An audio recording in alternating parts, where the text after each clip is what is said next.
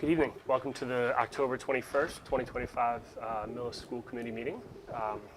I will start with a roll call attendance. Ms. Canistrari? Here. Ms. Briggs? Here. I am here, and Mr. Underhill? Here. Ms. Steridis is not in attendance tonight. Superintendent Mullaney is here, as well as Shadeen Volpe, our senior staff accountant, is here. I'll read this announcement, and then we'll jump into the exciting first part of our meeting. So this meeting is being recorded and can be viewed on Mondays at 7 p.m. on Comcast Channel 8 or Verizon Channel 37. All meeting videos are also posted to the Millis Public Schools website under School Committee. All videos are also available on YouTube. All school committee minutes and agendas can be found on the School Committee page of the Millis Public Schools website. Persons wishing to speak during open session must sign in before the meeting starts. Comments are not to exceed 3 minutes in time. Individuals may not name students, staff, or parents. All topics for discussion must be limited to those items listed on the evening's agenda, and all comments must be directed to the chair. The committee may not respond to public comments. It should be their decision to discuss issues at a later date, and all times are approximate. Do we have anyone sign in for public comment? No? Excellent. Then the first item on our agenda is presentation of some senior awards. So I'll hand off to Superintendent Mullaney. Great, thank you. And it's really an honor tonight to recognize two members of our senior class who are receiving awards from two leading academic institutions. So, these awards were, the students were nominated and chosen from the school counseling staff among the senior class. And each student receiving recognition, I'll read a little blurb put together by their counselor, and it's really not a little blurb. Once I get into them, you'll see that these kids have done some amazing things. So the first award is the National School Development Council Academic Growth and Student Leadership in Learning Award.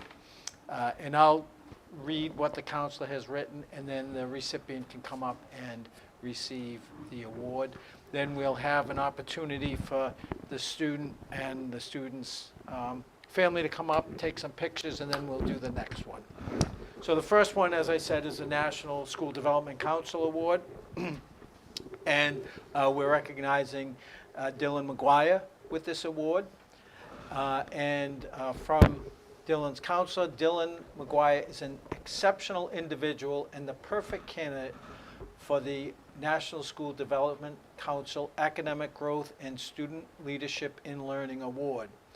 Dylan's academic prowess is evident in his ambitious course load consisting of numerous honors and AP classes with a particular focus on engineering and physics for his senior year. His teachers consistently praise his active participation, innovative problem-solving skills, and eagerness to delve deeper into concepts.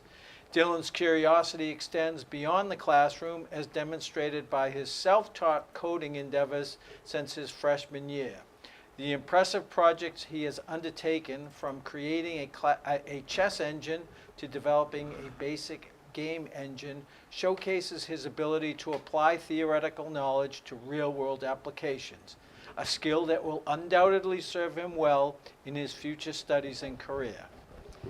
Beyond academics, Dylan's leadership and commitment to serving his school community are truly commendable.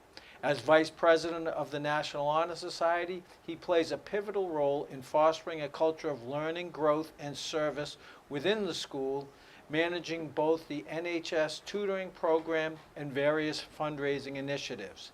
His involvement with DECA further highlights his dedication to developing skills in business and management, preparing him for the complexities of the modern workforce.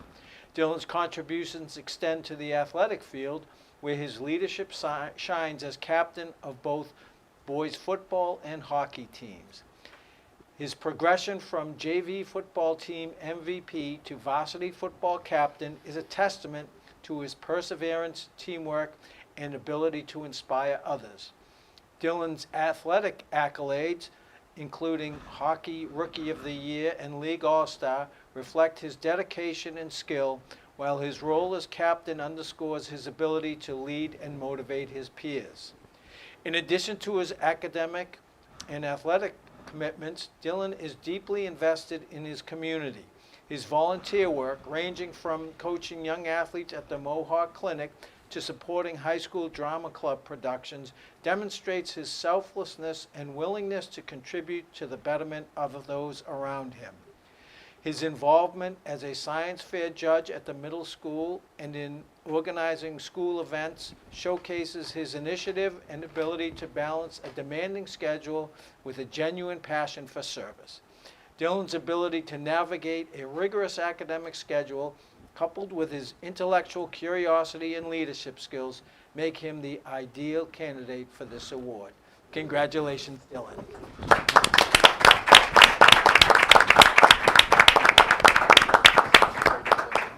Why don't you stay up here and folks can come up and Mr. Nash will snap some pictures.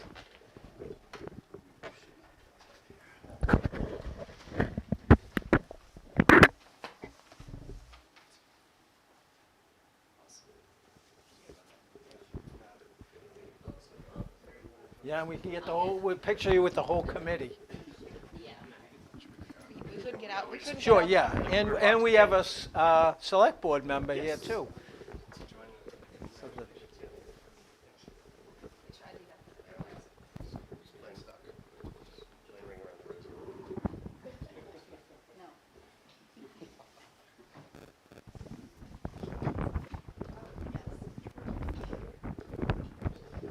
I'm gonna jump into it. So, yeah.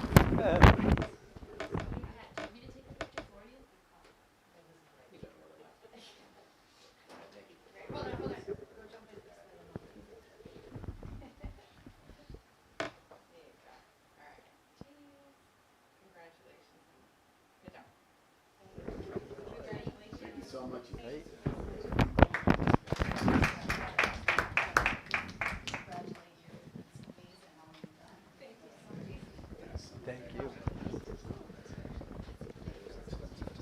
Oh, yeah.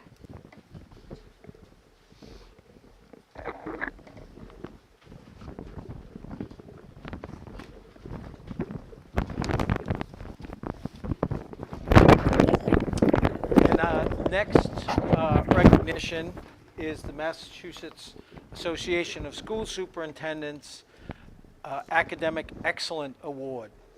And this award is being presented to Taryn Streck. And Taryn's counselor wrote, Taryn has navigated her high school journey with remarkable poise and determination.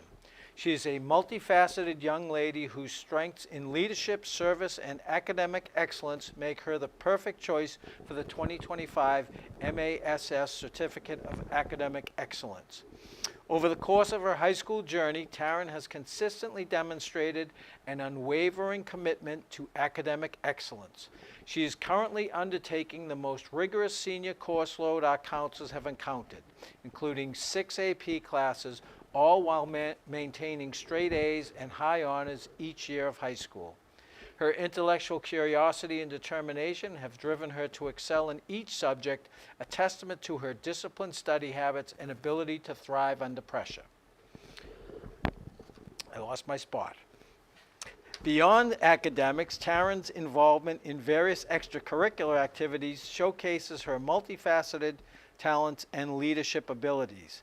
As a standout contributor to the high school band, she has taken on various roles such as drum major, first clarinet player in the concert band, and mellophone player in the pep band, while dedicating countless hours to practices, fundraisers, and performances. Taryn's passion for music is evident in her receipt of the 2024 Determination Award, highlighting her commitment to music and the band. Additionally, her involvement in DECA, where she has excelled as a secretary and social media manager, underscores her entrepreneurial spirit. Taryn is also the founder and president of the Cardboard That Cares Corps, which is a nonprofit organization with official legal documentation and IRS nonprofit status that accepts and sells donations of sports and non-sports cards to help military veterans and pet rescue shelters.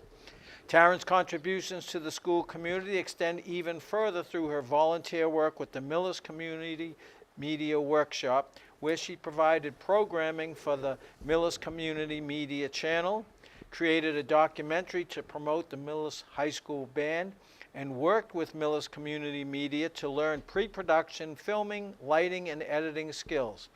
She's also a member of the Global Scholars Program, Peer Leaders Club, and has received countless awards recognizing her academic accomplishments, including Excellence in Biology, Excellence in AP Human Geography, AP US History Zinn Award, Bausch and Lomb Honorary Science Award, Society of Women Engineers Boston Section Highest Honors Award, and Rensselaer Institute of Technology Business and Leadership Award, and the Barnard Book Award. Taryn's ability to balance her rigorous academic schedule with her extensive extracurricular involvement is a testament to her exceptional time management and organizational skills. Her work experiences as a swim instructor and her job at the Muffin House Cafe further highlights her independence and reliability. She embodies the qualities of a leader, scholar, and compassionate community member. Her dedication to personal growth, intellectual rigor, and service to others make her a deserving candidate for the 2025 MASS Certificate of Academic Excellence. Congratulations.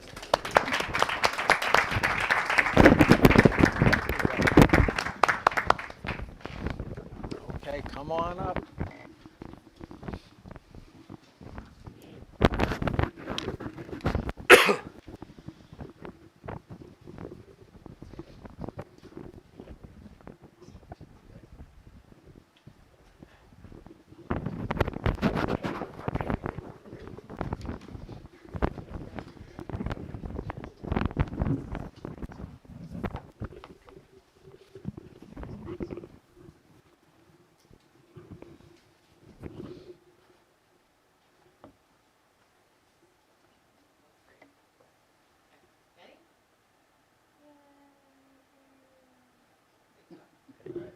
Great, congratulations. Congratulations. Amazing work. Congratulations to you too.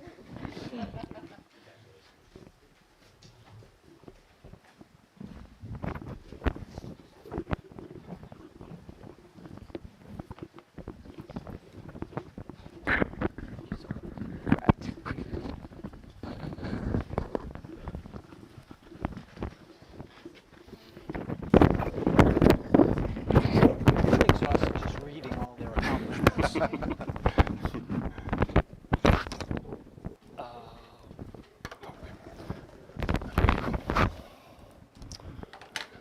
And now for our regular programming.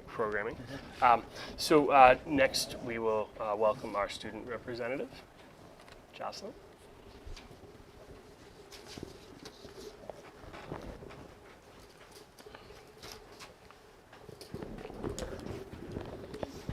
Good evening, I'm Jocelyn, and it has been a very busy week at the high school. First, the student council came up with 4 different days to show school spirit. Those days were Meme Day, Country vs. Country Club, Color Day, and Millis Pride. Throughout the week, we had fun activities at lunch like apple bobbing, donut on a string, mummy wrapping, and water balloon toss. During the last hour of the day on Friday, we had our annual Fall Pep Rally, where the fall sports teams and clubs were announced and fun games were played. Musical chairs and tug of war got everyone excited. Later that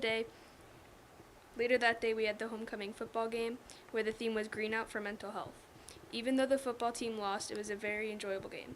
Homecoming court was announced, and Mia Vosta was crowned as queen. Later that night, there was both the Merit Hayride at Tangerini's and the homecoming dance. Both were very fun. Cross country had their TVL Saturday as well. Emma Genovese, the freshman, ran 18 minutes and 18 seconds and placed second overall. Boys soccer is still undefeated through 14 games, and last Friday morning, they welcomed elementary students into the school. Millis girls varsity are playing in Midway tonight, but JV lost their match earlier today. Last Wednesday was girls soccer senior night. Girls volleyball teams have a game in midfield tomorrow. Picture day is Friday, and we look forward to a fun school week. Thank you.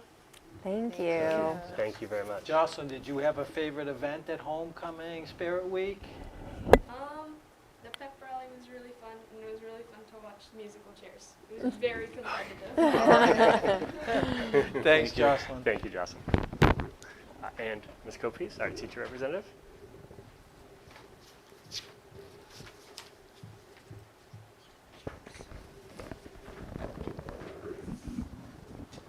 Good evening.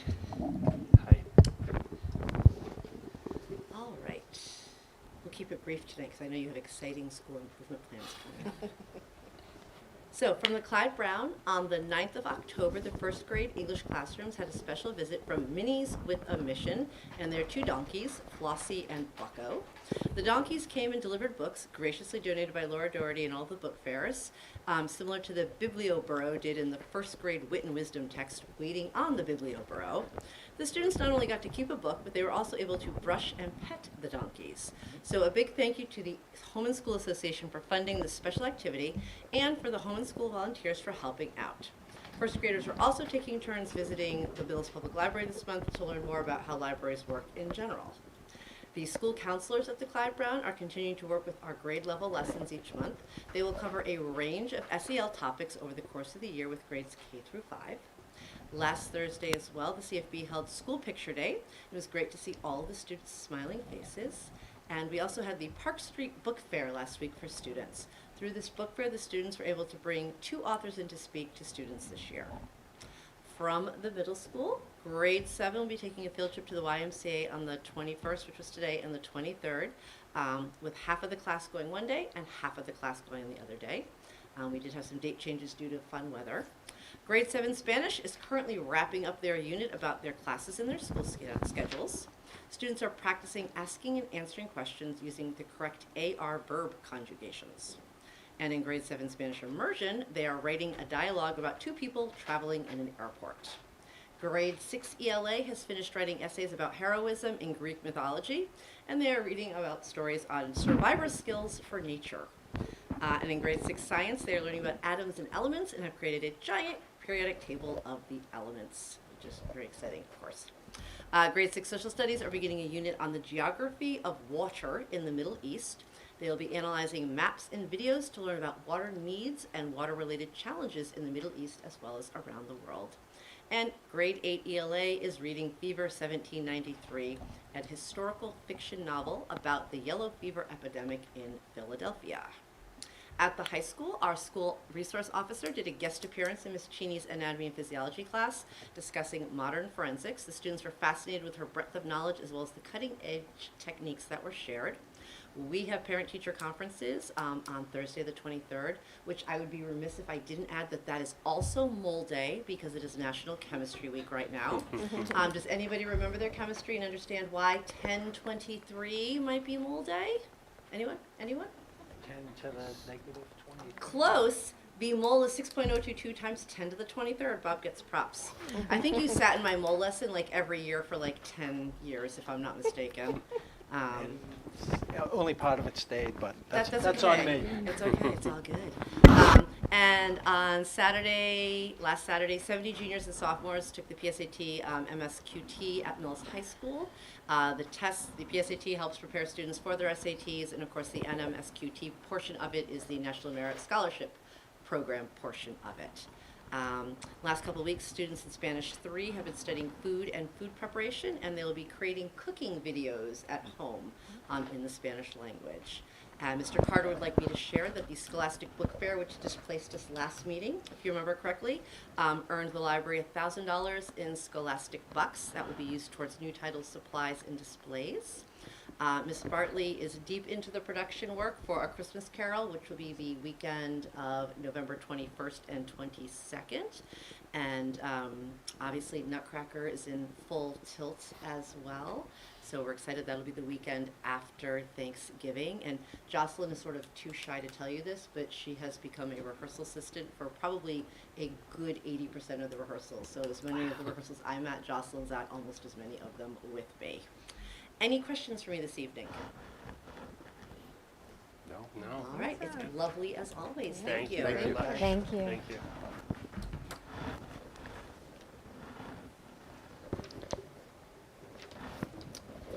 So we have just a couple of action items tonight. One is consideration to approve the October 7th, 2025 meeting minutes. Mr. Chair, Ms. Canistrai? I make a motion to approve the October 7th, 2025 meeting minutes. Second. Moved and seconded. Any further discussion? All in favor? Aye. Aye. Passes unanimously. Next is consideration to approve increased hours for the district's teacher, the visually impaired, to up to 19 hours per week. And that's due to a student new to the district. We had a teacher for the visually impaired for a home services student that was up to 5 hours a week. With a new student entering the district, we're going to need increased hours. And so the request is to increase the hours from 5 to up to 19. And right now, we believe we'll be able to cover it out of the operating budget of the student support services budget at this time.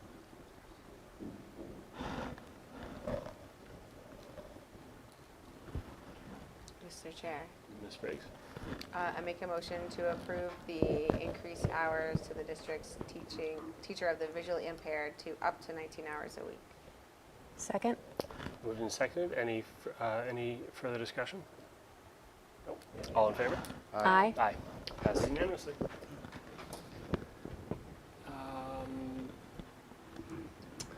Next, we have time and learning. So we have a trio of school improvement plans. I don't know. Did they draw straws on who gets to go has to They're go all first, or going they? together. Oh, perfect. Perfect. To So, demonstrate the alignment of the schools, the overarching goals. All three at the same time, we have to Yep. focus. Pick one to listen to. excellent. Welcome. Welcome. Hi. Hi. And that's funny, our age order is opposite, but our school order is. One would never know. Here, All right, well, hello, everybody. Hi. Thanks for having us. Of course. We decided to mix things up a little bit by combining. So we have followed the classic 4 strategic plan goals. And the way we've organized our presentation this evening is we're going to talk goal by goal about what it looks like in each of the 3 buildings. And I think this is exciting because the 3 of us have had an opportunity to kind of get together for months now and work on alignment. So I think it will be very neat for you to see how each of the school improvement plans carry threads from one school to the next.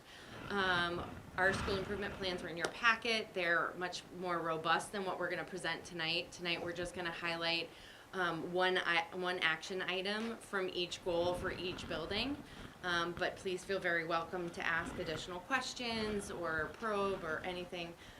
We're happy to talk to all different aspects of our different plans. Okay? All right. So, without further ado, Dave, is all of this good? You can hear everybody? Okay. All right. So, goal number 1. So we'll start with our youngest students and then build up to the high school. So we're really taking at CFB a deep dive into how we use data and how we collect data and using that to help guide our universal screening data team meetings that we do twice per year. This is something that's been done in the past, but we're really looking at feedback from the teachers with how to improve and continue to build upon the work that's been done in prior years. Taking the student data that's collected at the beginning of the year, we met already to look at which students would benefit from having some Tier 2 intervention with our reading and math specialist and tutors. And we're really referring also in those data team meetings to looking at the student data and where they left at the end of the school year and looking at where they came in to determine which students would benefit most from that, in addition to looking at how to really beef up and implement more with our Tier 1 interventions in the classroom as well. At the end of those data team meetings, I surveyed the staff to find out what they felt was most beneficial and any input in terms of what we could do to improve it for our January meetings. And we got some really good feedback about adding elements for the whole grade level to talk before we split into. Basically, we do rotations where they go through an SEL group with the counselors and talk about individual students and come up with plans. They work with the reading specialist and the math specialist, but we're going to add a layer of having the whole group discussion too, so that we can look globally at the whole class and where the individual needs might be. And that's really the data-driven focus, which will also lend itself into refining and improving our MTSS system and our CST process, and all of those layers integrate with each other to look at data. Thank you, And Scott. just, I'm sorry. Sure. Just, we have a lot of acronyms, so. Yeah. Yes. MTSS, Our multi-tiered system of support, looking at the tier 1, 2, and 3. So tier 1, the things that are done within the classroom. Tier 2, things that are done through the support of still regular education, but with our reading specialist and our math specialist. And then tier 3 would be students that need individualized services through an IEP. thanks. Thank you. I always forget the acronym part. Yeah, awesome. Continuing in the vein of using data to make informed choices to make sure that kids are being appropriately challenged in the classroom, our middle school PLC team that's representing professional learning communities, and in this context we're talking about by subject area. So teachers are gathered based on their discipline to look at different forms of data, IXL and STAR, MCAS, also social emotional data, to identify students that need more challenge or more support or are growing at a great rate. So we've built this into our rotation. Our PLC teams meet a total of almost 12 hours a month, and so really folding into those meetings some deep data dives, some looking at each student by squad, which I'll talk about in a little bit. But just making sure every single kid is feeling challenged appropriately so that they can kind of have that personalized learning experience that we're trying so hard for in this small school, big family kind of environment. All right, and then over at the high school level, looking to continue that, personalized learning. We're really looking to highlight the goal number 1, obviously for the district, ensure rigorous and relevant learning for all students, and we're really trying to highlight, in this school improvement, the relevant piece, and really offering student voice and student opportunity and highlighting that. And talking with the high school school council, we really thought that it was important to look at, course offerings right now. So in the rigor part of it, we were able to offer some more APs this past year. Obviously, we're ranking very high in the nation right now around that piece of it too.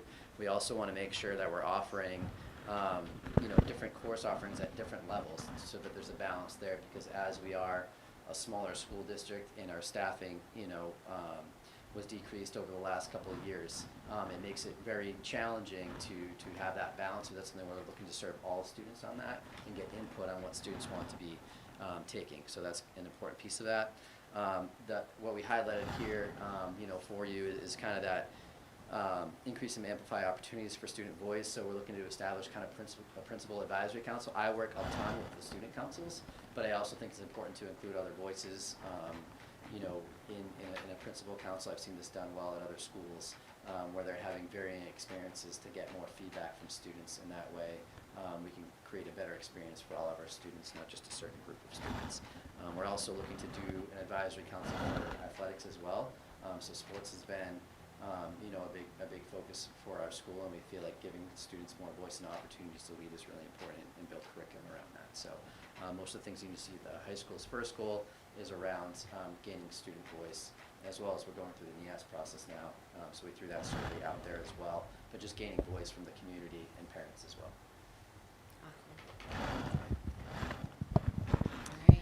All right, moving on to goal 2, to foster outstanding professional practice. We're doing a lot at CFB to work on alignment, just like we are as principals, but we're really doing a lot to look at our alignment across the vertical layers, to make sure that one grade level builds onto the next grade level. And we're really increasing that by building time in. We don't have as much PLC time at CFB that they have at the middle school, but we do have monthly PLC times. And in addition, I've made a commitment to the staff that part of our staff meetings each month will have opportunities for professional development and growth. And I've really worked carefully with the staff and with Elise at the CFB to really email out the pieces of information that I can email so that our staff meetings can really be used to work on student work, to work on alignment, to look at curriculum, so that we can expand upon the opportunities that teachers have to work with each other, both in their grade level but also across grade levels. At the middle school, so we introduced this idea last year about squads. It's kind of an advisory model where and we even transitioned to have a homeroom in your squad. So each morning, students begin with one of their core teachers as a homeroom squad leader, hoping to make sure that every student is well known and feels welcomed every single day into our school. And our squad leaders are kind of the point person for each child. So they do deep dives on their data. We're really focusing professionally on observing each other, peer observations, making sure our teachers get to go see each other. In that same vein, they can also go watch their students in real time to see, like, how does this child transition from one classroom to the next, and learning from their teaching peers. I know Mr. Mulaney says often the best PD is to just go down the hall. I think that might have been Dintersmith or somebody that said that originally, but it's really true. Is that I feel like once you get to be a principal, you get to go see all these awesome, and you're like, oh, that would have been a great thing to have known 10 years ago. So we're definitely emphasizing making opportunities for our teachers to go see each other and to see our kids kind of in class and how they're functioning so that we can support them the best and also learn from each other. So that's kind of how that's shaken out at the middle school. And very similar at the high school, looking to get peer observations, like you said, walking down the hall, we find that to be very beneficial.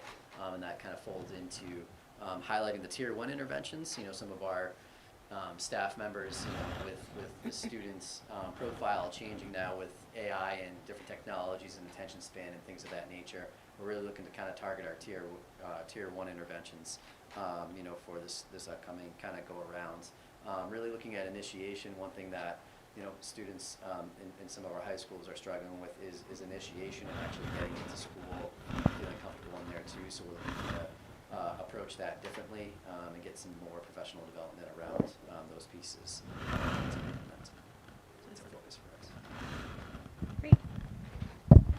Just to add on, can I add on a backtracked thought that I thought of while they were talking? So we're at CFB, I know the past few years have really been spent looking at ELA and through the Wit and Wisdom adoption. We're spending a lot of time this year working on math and looking at the individual standards to gain an understanding of where we're weak and where we need to add things. And that is highlighted in other areas, but I just wanted to mention that. And then we also have already worked on starting to discuss writing and adding more authentic writing opportunities for kids that aren't as prescribed as some of the pieces that come out of the curriculum, so that we can start to really see what can kids just write when they're given a topic by grade level. And we've talked about what prerequisite skills they need to come in with to be the most successful to hit the ground running. And we've been developing different documents and kind of schematics for those pieces. So I just thought of that as we were talking. Moving on to goal 3, with providing a healthy and supportive school environment. This year we'll be continuing with our PBS monthly meetings, but we're really starting to move towards 5th graders being the presenters for those, and we're doing a lot of planning with 5th graders. I'm very passionate about helping all students learn how to be leaders, and recognizing that not all leaders are always the ones that raise their hand, but that we have a lot of quiet leaders in our classroom as well. Our first monthly meeting, we had 15 to 20 5th graders that all sat up front facing the audience, and they led the meeting. And this month they'll be doing the same thing, and they're doing all of the work behind the scenes. We've surveyed them to see what different roles they want to have within the meetings, whether they want to be behind the scenes, creativity, ready, all different, whether they want to be speaking in the microphone, all those different parts. So we're really trying to add more of that to set them up for success when they transition up to Anna as well at middle school. And the kids have been really, really excited and eager to be part of things. So we'll continue to work on that, and also increasing our Tier 1 interventions for counseling through the grade level meetings that we have, similar to the things that, Pat has said with the Tier 1, and just trying to add more opportunities for all kids, not just kids that are struggling, so that we really can teach them some of those social emotional skills that lead to the leadership and most success. Thank you. Over at the middle school, we're really working hard to loop in parents and build a bridge between families, teachers and kids, and really making sure that everybody's kind of on the same team and in the same loop. So soon we'll have our student-led conferences where the students will lead their conference, in addition to having some time set aside for adult-to-adult conversation as well. We heard some feedback last year that we loved empowering the kids and encouraging them to take ownership and agency over their learning. And we also recognize that parents are like, I really just want to touch base with another grown-up and hear how it's going. So, so we're going to do like a scaffolded model where in 6th grade the student might talk for 5 minutes, and then the adults might talk for 10. And then when we get to like 8th grade, the 8th grader will run the show a bit more, and the adult part will be a little bit smaller. I'm excited. Our team leaders proposed sending out a caregiver survey to find out what folks are hoping to learn about their kids during conferences, so that we can make sure to meet everybody's needs. And this one, in terms of providing a healthy and supportive school environment, one of our internal goals this year is to make sure that we're doing more attention to our diversity and our cultural proficiency. I'm excited in our squads. We're really getting to know our kids on a deeper level in terms of who they are and what they represent and what they're proud of about themselves. So I'm excited throughout the year that we're going to kind of move through squads to kind of incorporate more recognition of identity and things like that. We also, I want to give a shout out to Pat and I share Kelly Rao. She's an assistant principal and she's Wonder Woman. She did an amazing job bringing Start With Hello, which is related to our Say Something anonymous reporting system and the Sandy Hook Promise Initiative. So this is encouraging a sense of belonging, and we had a whole week of events and things to help kids connect.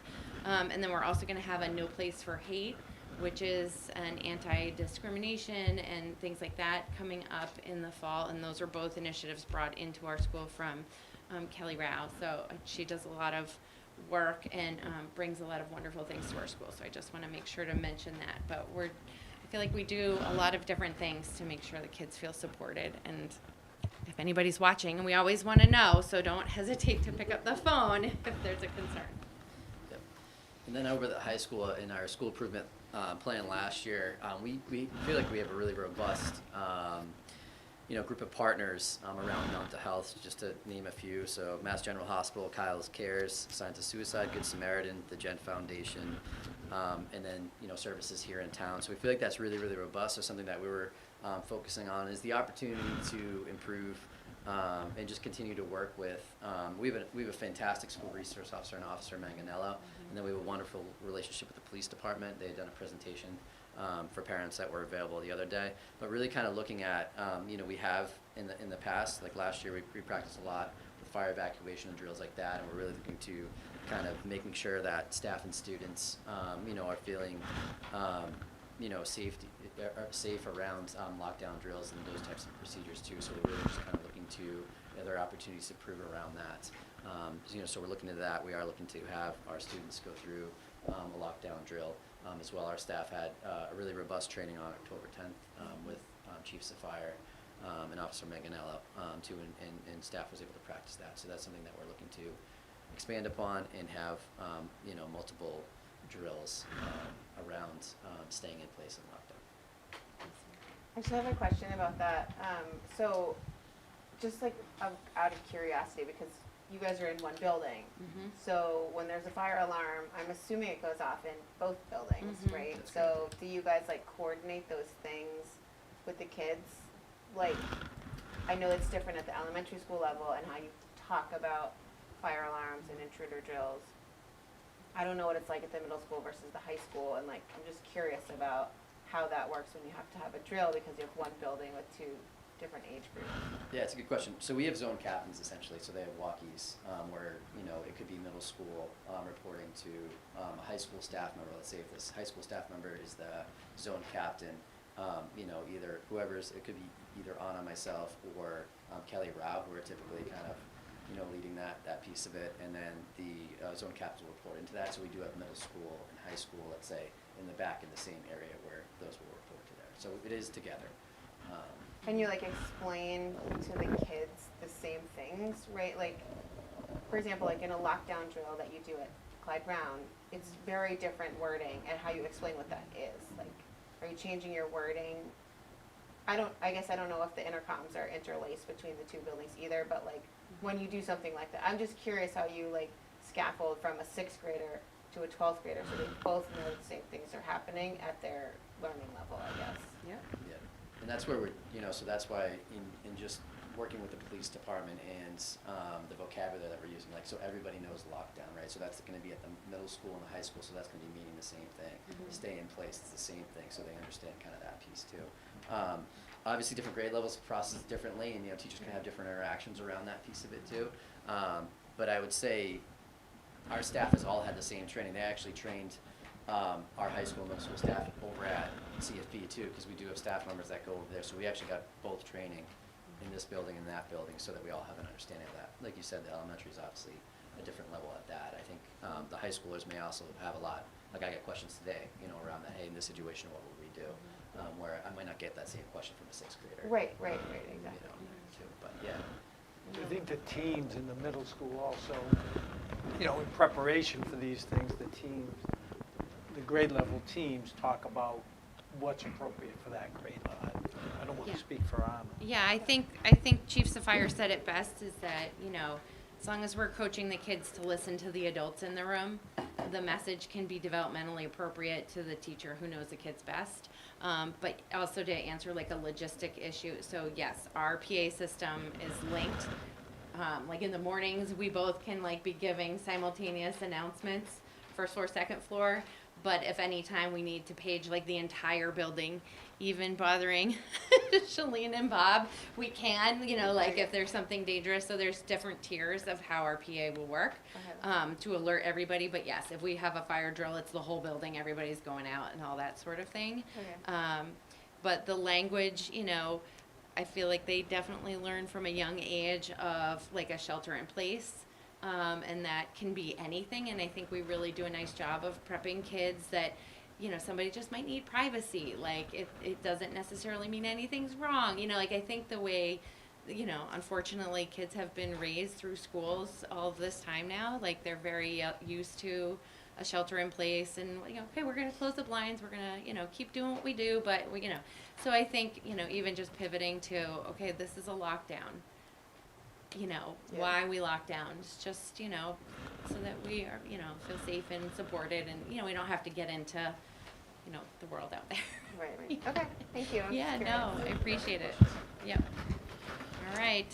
All right, then the last goal is maximizing resources and physical plant. I am lucky to be part of such an amazingly big and wonderful building, but continuing to look at how to utilize all the space within the building is a focus, and really looking at how to effectively use technology that's developmentally appropriate without overdoing it with technology too. I think making sure that we're balancing using books but also using technology, and really making sure that we're tailoring it to the individual grade level and the developmental level of the students, so that it's a nice tool and addition and helps with their learning, but also considering the different age ranges in addition to all different types of needs that students may bring to the table, and adding accessibility features on for students that need it, and different layers that we can do with technology will be the main part of us. Theirs is a little more exciting in this area because I have the building already. Yeah, so I was definitely going to say it's nice to see everybody outside of the Zoom boxes because I feel like we're Wednesday night friends. Um, but I'll let Pat talk about our building project for sure. But in terms of maximizing our current resources and our physical plant, you know, it's been wonderful. We added some special education programs this year to the middle school. And fortunately, we have been able to use the classrooms that we have in creative ways and different, you know, facilities in terms of we have an OT that can float between rooms. You know, we have a BCBA. I mean, Day was able to kind of add some OT space for breaks for kids, which has been really amazing. That's new and something different. And then we also just the way that, you know, unfortunately each year we kind of configure, we might move a couple classrooms, but each time we do that, we're kind of making moves to make more cohesion amongst our teams and our teachers. Folks have been really creative about like doing work with small groups of students, and so with adjoining classrooms or folks taking kids across the hall, like we've just been able to really, like all the rooms feel like they're busy all the time. But in a beautiful way, not in a like we're at capacity. We were like super duper at capacity when we had our doubles, and unfortunately when those got cut, like our double English, our double math. So when we lost some of those staff, we've been able to kind of use that space. So you know, that was like a happy shiny thing that came out of kind of a bummer of a situation. But it's been excellent for kids to be able to kind of spread out and get what they need and, you know, focus in smaller group settings. And during our tour last week, everyone was impressed with the hallway benches and small tables there. Yeah. The use of space. Yeah, we get very creative and they need to spread out at times. You know, some of our classes are large. We have a lot of 6th graders. So it's nice to be able to let everybody kind of spread out and get some growing room. Yeah, that kind of folds right into, obviously, we are working with the MSBA in the school building, you know, planning. And first of all, I want to say thank you so much for the school building committee. They've done a ton of work. You know, obviously, Shana and Robin, you were on it and know that piece of it too, but I think they put forward you know, the best proposed plan that they could, and you know, I know that will be going out to you know, town meeting as well to a vote. There are significant, you know, concerns around the current building and needs around that piece, and just for the improvement plan, you know, if it wasn't to go through, we're going to have you know, serious conversations about how we're going to address some of these serious issues around that. So, you know, we're hoping that, you know, that we've given multiple opportunities for people to kind of give feedback. There is still a website out there that's open to give feedback. You know, we're always open to that piece. There's been a lot of showing of the plans lately at different events. You'll see us out, whether it be, you know, at the town library, at the town hall, whether it be here, whether it's at our events. It's been at different town events too.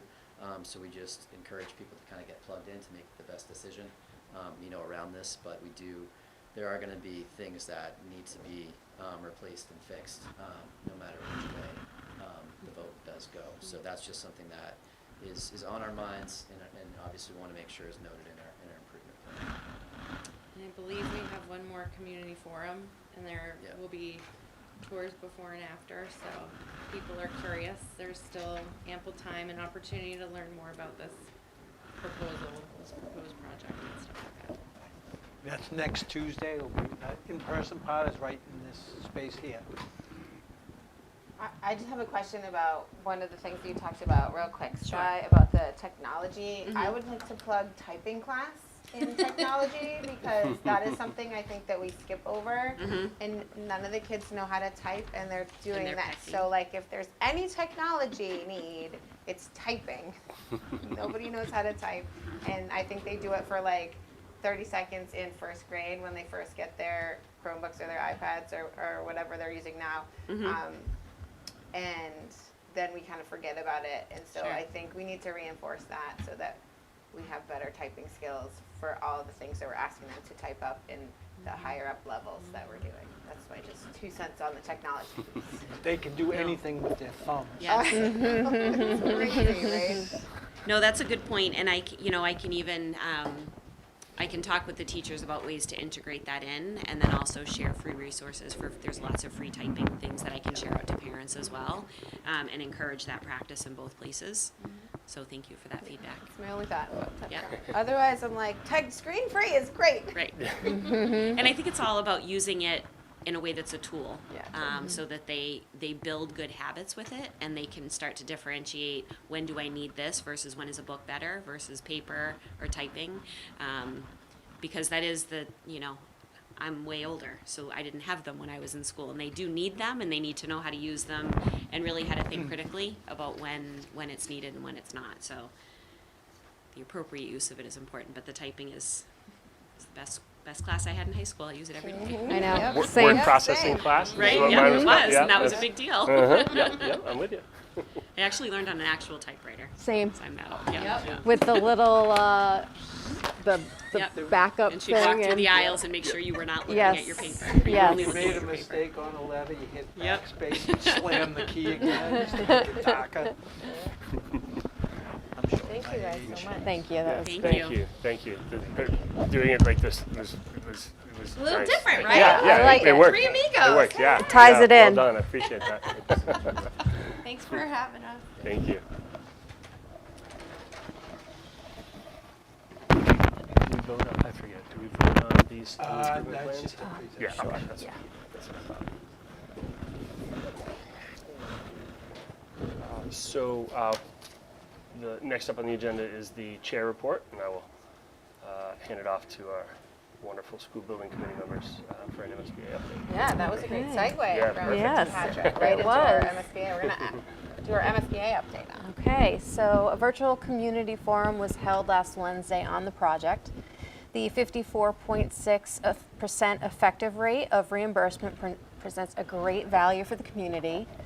Of the projected $125 million cost, the state would be picking up $68.2 million, while the town would be responsible for $56.8 million. This cost to the town is less than what had been projected if the town chose to not enter the MSBA program and instead chose to address critical issues like the roof, electricity, HVAC, plumbing, and safety issues over a 10-year period with no assistance from the state, which is projected at around a $75 million cost to the town. Important dates coming up is the hybrid community forum held in the middle high school library, as well as online on October 28th at 7 p.m. And then there is the town meeting on November 10th at 7:30, and it has to be 2/3 majority vote to pass. And then the town ballot is on the town ballot for December 8th, and there will be early voting available beginning sometime in November. Oh, I have those dates actually. 'cause Oh, you I do? emailed the town clerk about Okay. that. She said early voting starts on Monday, November 24th, and is on the 25th, the 26th, not on Thanksgiving, 28th, 29th, December 1st, 2nd, 3rd, and 4th. And for the most part, it's 8:30 in the morning until 7:30 some nights, 4:30 some nights, but it's on the town clerk's website, but we can put that information in too. I sent it over to Jeff at Jeff D'Amico so that he has that information. Hopefully that'll be on the website, but that was my task from the last meeting to find those dates. Yeah, early voting starts November 24th. November 24th. Thank you. Yeah.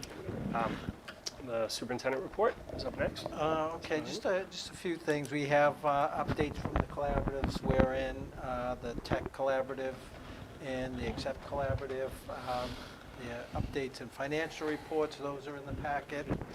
And then a few weeks ago, the Operational Service Division of the Commonwealth came out with the inflation rate, and they use that inflation rate to authorize increases in private special education school tuitions. So the projected inflation rate this year is 3.04%, certainly down from the 14.1% we had back in 2023. So it's lower than that, certainly, but I also included in the packet, just for information purposes, schools, what this means is we can project a 3.04% increase in our special education tuitions when we're working on the budget for next year, for FY27. However, special education schools can apply for what they call reconstruction.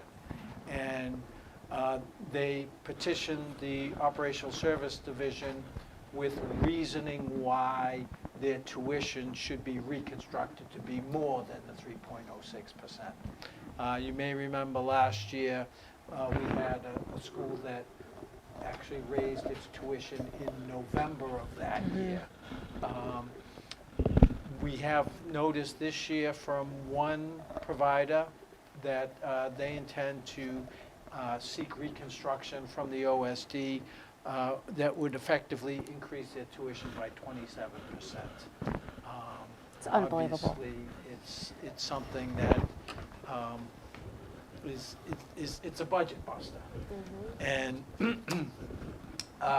as I noted in my memo, I can understand schools needing more staff or different staff for the student populations. I understand that completely. What I don't understand is how this all falls on the individual districts, how there's no assistance from the state when something like this happens. So I just included that in there as an example of how sometimes school budget can increase significantly despite the best efforts of the school district, the school committee, the town budget, budget makers to keep the annual budget, keep the reins on. Sometimes there are things that happen that are really beyond our control. So I don't know if this reconstruction is going to be accepted by the OSD, but I just wanted to put that on your radar. Can we reach out to the, senators and all of that and say this is a potential cost that we might see?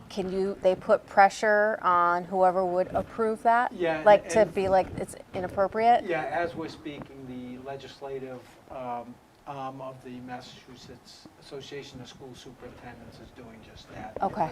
Our legislative committee is collecting all the information from schools, districts that are getting those reconstruction notices yeah. that we did, and certainly pointing out the absurdity, really, expecting schools and towns to be able to just raise, pay for something that's 27% more than what they paid for this year. Right. So I ran, oh, sorry, go ahead, please. I was just gonna say, last year when we got that notice in the mail, I sent emails to all of our state reps and senators about what was happening, and several of them responded saying that they didn't know that was happening, and several said that they were gonna look into it, and they can't believe it's happening. So I think they're aware now that this is something that's happening in communities. I don't know what else we can do. But Just, the I'd tell them MAS again, this is happening. The MASS has really put a focus on it, what that's worth. Okay. So I ran into Representative DeRosa over the weekend and mentioned this specifically. So I wanted to check with the committee to make sure I can share this information with him. He was very curious. Absolutely, yeah, it's there's part of our no, public- it's a public notice. Public Okay. Um, And he and Representative Vaughn are both very interested in this. And he says he'll work with Representative Vaughn to make some noise in the House. And Senator Roush sits on the Education Committee. And I can reach out to her as well. I have a good working relationship where I knocked on a few doors for her over the years. So Yeah. if it's okay, I'll be happy to absolutely, share yeah, that with share you. this. I Yeah. emailed them all last year. They all know it and responded. Well, Representative Vaughn doesn't respond to emails, but they all responded saying that, like, you know, we'll see what we can do, but. DeRosa had some Nothing, specific you know. ideas that might be able to offset at least this one-off school cost rather than when we had like the 14% overall. Yeah, Some ways that he could That's had great. some workarounds in mind. So that's great. maybe he was just No, going for another vote, but it he's- sounded he's kind of a little really hopeful. He had some helpful, ideas. and he Yeah. wants to help us and do. And just one other thing too, he did mention that he would like to come to a school committee meeting, so I shared your email. Perfect, yeah, And thank you. said, you know, maybe a tri-board might be better, but that's a discussion for the chairs to have. Sure. Yeah, no, that's a good idea. Just one question within the memo. It references two different percent increases. There's a 3.04%, Oh, I'm sorry. and then the rest of them are 3.07. Yeah, it should so- all be 3.04. My Okay. mistake. No, that's all right. I just wanted to, just Thank before we you. share it, just to make sure that it's consistent. So. I just thought you were gonna budget a little extra just in case. Yeah, That's- Add the number a little bit. 3.04%. Perfect. Yeah, thank you. Okay. I can forward you the email that I sent to them last year, and you can also send them another email. I don't think it hurts to have many people in their ear about it. Right. Yep. Oh, for sure. As like the chair, you can send them an email, and then you can speak to them if Sure. you know them. I just happened to run into him and he was Yeah. asking what was going on in town, and that was on the top of my head. I just got Bob's memo. It's crazy. 27% over. It's great. Right? Yeah, I like a 27% raise, thank you. Right? Yeah. Yeah. We have, so I don't think we have any correspondence. No, just some new business. Right, yeah. And this is just a reminder that every 2 years, we conduct a Metro West Adolescent Health Survey. You may remember last year, Amy Leone, our town social worker, came by and went over some of the results of the 23 survey with us. So we'll be having the 25 survey sometime in November. The administration window is between October 27th and November 21st. So families in the middle and high school, actually grades 7 to 12, will be getting notification about that survey. That survey was extremely helpful in us, as a rationale for getting a town social worker. So the data that we get from this survey is very helpful to our programming, and it also goes, this survey has been done since 2006 for every 2 years, so it's a nice longitudinal study. Obviously, some of the questions change over the years, but there are also some questions that have remained the same, so you can really see trends. And, so that's coming up next month. So we do not have an executive session scheduled, so we have reached the end of our agenda. So two reminders. One, so our next meeting for school committee is on November 4th.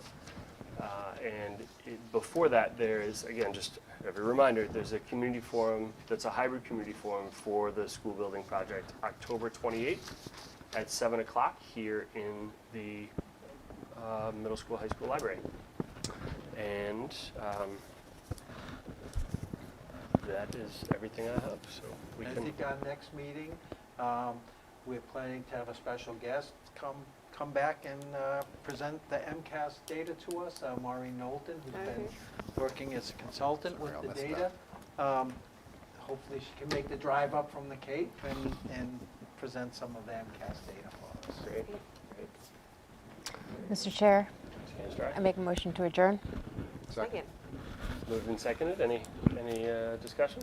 So this is a roll call vote. Ms. Canstrad? Aye. Ms. Briggs? Aye. Aye, Captain. And Mr. Underhill? Aye.